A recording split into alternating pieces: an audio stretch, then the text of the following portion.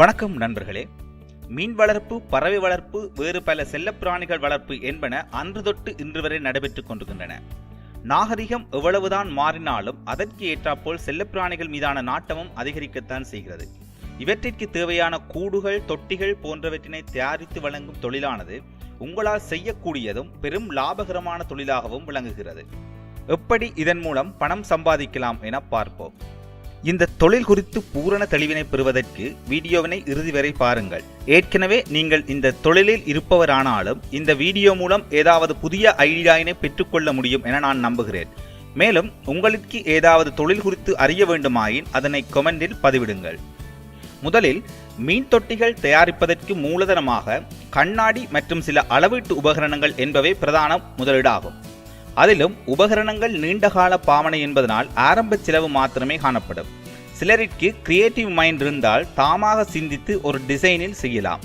அப்படி இல்லை என்றால் இணையதளங்களில் தொட்டி செய்யும் முறைகள், வடிவங்கள் குறித்து வாசித்து அறிந்து செய்யலாம். எனவே வெவ்வேறு சைஸ்கள் மற்றும் வடிவங்களில் செய்து ஓரளவு நியாயமான விலைக்கு வழங்கினால் தொடர்ச்சியான கஸ்டமர்ஸினை வைத்திருக்க முடியும். இதனை செய்வதற்கு முழு நேர தொழிலாக செய்ய வேண்டும் என்றில்லை. வேலைக்கு செல்பவர்கள் கூட பகுதி நேரமாக செய்ய முடியும். கண்ணாடி சார்ந்த வேலை என்பதனால் பாதுகாப்பினை உறுதிப்படுத்த வேண்டும். சாதாரணமாக ஒரு விலாசமான தொட்டிக்கான செலவு அதிகபட்சம் 7,000 ரூபாய் தொடக்கம் 10,000 ரூபாய் வரை வருவதனால் குறைந்த மூலதனத்தில் நீங்கள் ஆரம்பிக்க முடியும். அடுத்ததாக இன்று பரவலாக ஃபேமஸாக வருவது பேர்ட் வளர்ப்பு ஆகும். சிறிது காலத்திற்கு முன்னர் புறா மாத்திரம் வளர்த்தனர். இன்று பட்ஜீஸ், லவ் பேர்ட்ஸ், ஃபின்ச்சஸ் இப்படி பல வெளிநாட்டு பறவைகளும் வளர்க்க ஆரம்பித்துள்ளனர்.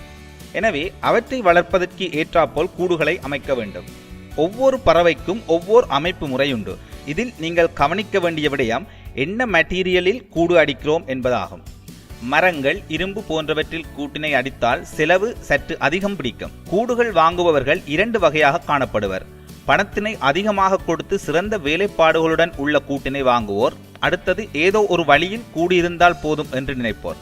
எனவே 2 தரப்பினரையும் திருப்தி செய்யும் முகமாக கூடுகள் தயாரிக்க வேண்டும். மிக மலிவான முறையில் PVC குழாய்களினை பயன்படுத்தியும் கூட்டினை உருவாக்க முடியும்.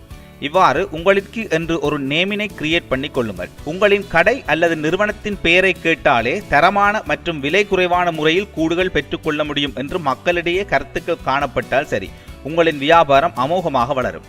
இதில் மூலதன செலவாக சில உபகரணங்கள், உதாரணமாக மரவேலை எனில் ட்ரில்லர், பொலிஷர் மற்றும் அவற்றுடன் தொடர்புடைய கருவிகள், இரும்பு வேலை என்றால் வெல்டிங் சம்பந்தமான கருவிகள் தேவைப்படும். அடுத்ததாக சந்தைப்படுத்தலானது மிக முக்கிய இடத்தினை வகிக்கின்றது. ஏனென்றால் முதலீடு செய்து ஒரு பொருளை தயாரித்து தேக்கத்தில் வைத்திருப்பது நட்டம். ஓர்டருக்கு செய்து கொடுத்ததென்றால் பரவாயில்லை, ஆனால் அந்த ஓர்டரினை பெறுவதற்கு உங்கள் நிறுவனம் குறித்த அறிமுகம் மக்களிடையே தேவை. எனவே நீங்கள் நிச்சயமாக விளம்பரப்படுத்த வேண்டும். உள்ளூரில் அதிகம் வாசிக்கப்படும் பத்திரிகைகளில் சிறிய விளம்பரங்களை போடலாம். அதேபோல் சோசியல் மீடியாக்களில் உள்ள குரூப்ஸில் விளம்பரங்களை பதிவிட முடியும். அதுபோல நீங்கள் ஒரு குரூப்பினை ஃபார்ம் பண்ணி மக்களை இணைப்பதன் மூலம் மக்களிடம் கொண்டு செல்ல முடியும். நாளடைவில் பெரிய அக்யூரியம்கள் உங்களிடம் இருந்து ஓர்டரினை பெற்றுக்கொண்டு அவர்கள் விற்பனை செய்யும் காலமும் உருவாகலாம். அதுபோல வேறு அக்யூரியம்களுடனும் நீங்கள் தொடர்பு கொண்டு அவர்களுக்கு கூடுகள் ஓர்டர்களுக்கு செய்து வழங்க முடியுமா என பார்க்க வேண்டும். இவ்வாறான மீன் தொட்டி, பறவை கூடுகள் செய்வதில் உள்ள பிரதான நன்மை, இந்த தொழிலை செய்வதற்கு வயது ஏதும் தேவையில்லை. பாடசாலை மாணவர்கள், கல்லூரி மாணவர்கள் மற்றும் வயது வந்தவர்கள், வேலை பார்ப்போர் என யாருமே செய்யக்கூடிய தொழிலாகும். மூலதனமும் மிக குறைவு. அடுத்ததாக நீங்கள் ஒரு கடையினை ஆரம்பித்தால் அது எவ்வாறான பிரதேசத்தில் காணப்பட வேண்டும் என பார்ப்போம். எப்போதும் சனப்பிளக்கம் உள்ள இடமாக இருக்க வேண்டும். அடுத்ததாக நகர்ப்புறங்களில் வேலை செய்துவிட்டு மக்கள் வீடுகளுக்கு செல்லும் பிரதான வீதிகளில் இருப்பது மிகச் சிறப்பானது.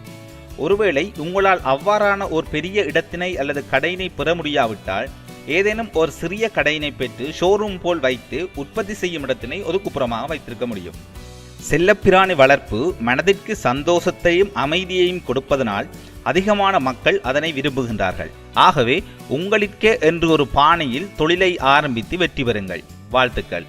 நண்பர்களே, இந்த வீடியோ குறித்து உங்கள் கருத்துக்களை கமெண்ட் செய்யுங்கள். அதுபோல் பிடித்திருந்தால் லைக் பண்ணுங்க, ஷேர் பண்ணுங்க. மேலும் இதுபோல வீடியோவினை பெற்றுக்கொள்ள மறக்காமல் இன்வெஸ்ட் தமிழினை சப்ஸ்கிரைப் பண்ணுங்க.